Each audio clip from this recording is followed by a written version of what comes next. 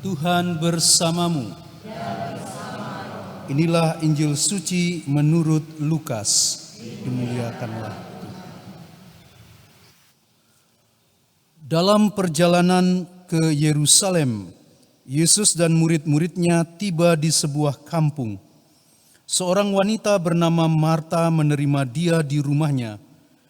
Wanita itu mempunyai seorang saudara yang bernama Maria. Maria itu duduk di dekat kaki Tuhan dan terus mendengarkan sabdanya. Tetapi Marta sangat sibuk melayani. Ia mendekati Yesus dan berkata, "Tuhan, tidakkah Tuhan peduli bahwa saudariku membiarkan daku melayani seorang diri? Suruhlah dia membantu aku." Tetapi Yesus menjawabnya, "Marta, Marta, engkau khawatir dan menyusahkan diri dengan banyak perkara, padahal hanya satu saja yang perlu. Maria telah memilih bagian yang terbaik, yang tidak akan diambil daripadanya." Demikianlah sabda Tuhan. Terpujilah Kristus.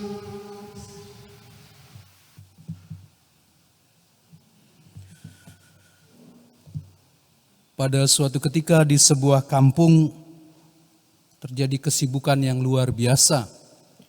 Jalan-jalan dibersihkan, jalan utama diberikan hiasan karena seorang tamu akan datang. Ternyata tamu yang dimaksud adalah salah seorang dari kampung itu yang pergi merantau sudah cukup lama dan konon dia akan kembali. Karena mereka sudah lama tidak bertemu dengan dia, maka dibuatlah upacara penyambutan yang luar biasa. Tiba di airport dijemput, dikalungi bunga, tiba di ujung kampung, dia diturunkan dari mobil dan mulai arak-arakan rumah di mana dia biasa tinggal, kamarnya itu dihias, dibuat sedemikian rupa bahwa orang-orang di kampung itu menghormati dia. Arak-arakan menuju ke rumah, sampai di sana dia didudukkan di kursi yang besar, kursi yang sudah dihias, dan orang semua ingin mendengar apa yang dia katakan. Mereka mendengarkan orang ini bercerita tentang negeri yang jauh, negeri yang tidak pernah mereka dengar sebelumnya. Tapi kemudian sesudah 1,5 jam kira-kira, salah seorang pemimpin desa itu mengatakan, "Cukup begitu dulu, sekarang kita semua pulang." Lalu orang ini dia ditutup, dia dikunci di dalam rumah. "Nanti minggu depan lagi kami datang dengarkan kamu." Itulah yang terjadi seringkali dengan kita orang Katolik. Kita seminggu sekali, kita datang, kita menyambut Tuhan, kita mau mendengarkan Dia, tetapi hanya paling lama 1,5 jam. Kalau pastor khotbah lama sedikit, orang sudah kelingut begitu. Itu yang seringkali kita lakukan. Kita tentukan Tuhan hanya boleh bicara dengan kita hanya 1 jam, 1,5 jam. Lalu kemudian kita tutup pintu gereja, "Sudah Tuhan, nanti minggu depan lagi kita datang, kita dengar." Seringkali terjadi pemisahan yang tajam antara hidup rohani dengan hidup sosial. Seringkali kita membuat tembok yang tegas antara kehidupan agama dengan kehidupan sosial, kehidupan sehari-hari. Gereja dibikin begitu bagus, di tembok tinggi, dan Tuhan hanya tinggal di sini, di sebelah sana itu urusan kami begitu. Itu praktek yang seringkali terjadi dalam hidup beragama. Kalau kita toleh ke sebelah, toleh ke tetangga kita, seringkali seperti itu yang terjadi. Sang pedande, sang pemangku sibuk ngayahin di pura.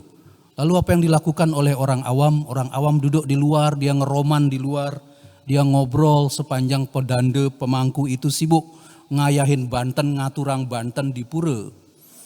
Lalu nanti sudah selesai, mereka dipanggil masuk satu persatu menerima tirta, menerima toya.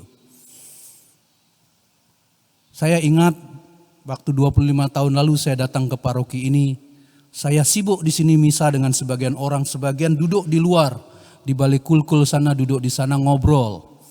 Lalu habis waktu komuni mereka rame-rame datang masuk terima komuni. Persis sekali prakteknya dengan praktek saudara-saudara kita di sebelah. Pastor yang sibuk, kalian yang lain itu ngobrol di sana, lalu maju terima komuni. Ekaristi itu menuntut suatu keterlibatan. Dan keterlibatan itu bukan hanya di gereja, tetapi apa yang kita bawa dalam kehidupan kita selanjutnya. Memisahkan antara Marta dan Maria itu mudah sekali. Kita yang rajin misa harian, kalau kita lihat orang-orang yang tidak misa harian, kadang-kadang kita sinis. Orang sibuk sekali dengan hal-hal dunia, lalu kita merasa bahwa kita orang yang paling suci. Lalu kita mengadili mereka, seolah-olah mereka lebih jahat, mereka manusia pendosa, dan kita ini orang-orang yang rajin adalah orang-orang yang suci. Kita memisahkan antara hidup rohani dengan hidup sosial.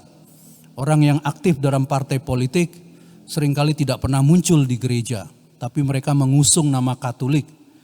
Nanti kalau mau pemilu baru sibuk mencari orang-orang Katolik untuk mendukung dia karena saya wakil dari Katolik, tapi dia tidak pernah muncul di gereja. Itu seringkali menjadi kasus dalam kehidupan kita beriman. Kita tunggu saja kalau orang ada berbuat baik sama kita, kita masih tunggu sebentar. Jangan-jangan orang ini mau nyaleg karena dia tiba-tiba baik dengan kita. Dia tidak pernah peduli dengan kita, tiba-tiba dia peduli kasih kita amplop. Kita tanya dulu, kamu mau nyaleg ya? Sekarang itu trennya begitu. Jadi memilih duduk di kaki Yesus seperti Maria bukan berarti bahwa Marta tidak penting. Marta tetap penting. Kalau kita doa lingkungan, misa keluarga, kalau tidak ada orang yang menjadi Marta, siapa yang menyediakan makan dan minum sesudah itu? Kita butuh orang yang seperti Marta. Tapi bahwa menjadi Marta saja tidak cukup. Kita juga harus menggabungkan dengan semangat Maria. Hidup rohani kita juga harus baik.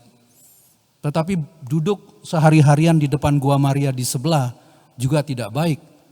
Karena itu artinya bahwa kita tidak bekerja, lalu siapa yang akan kasih kita makan? Dua hal ini harus menjadi satu kesatuan dalam semangat spiritualitas Katolik atau spiritualitas Kristen. Ekaristi adalah perayaan bersama ketika kita membawa seluruh kesulitan-kesulitan hidup kita, ketika kita berkorban, kita bertanggung jawab, kita memanggul salib-salib yang seringkali diletakkan orang atas bahu kita.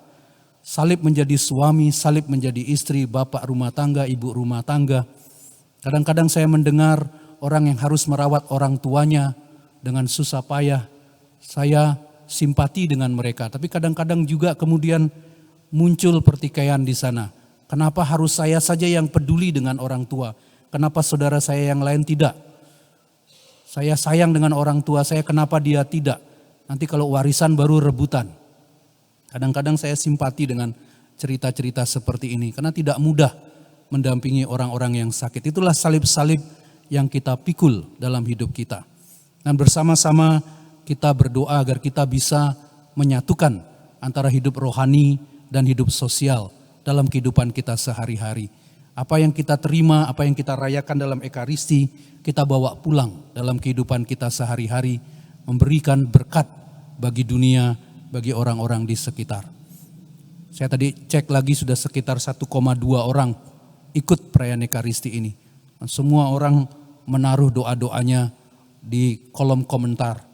Anda semua yang mengikuti perayaan ini, saya letakkan doa-doa Anda dengan simbol handphone saya taruh di altar untuk saya persembahkan bersama pada pagi ini. Mari kita hantar doa kita bersama persembahan kita.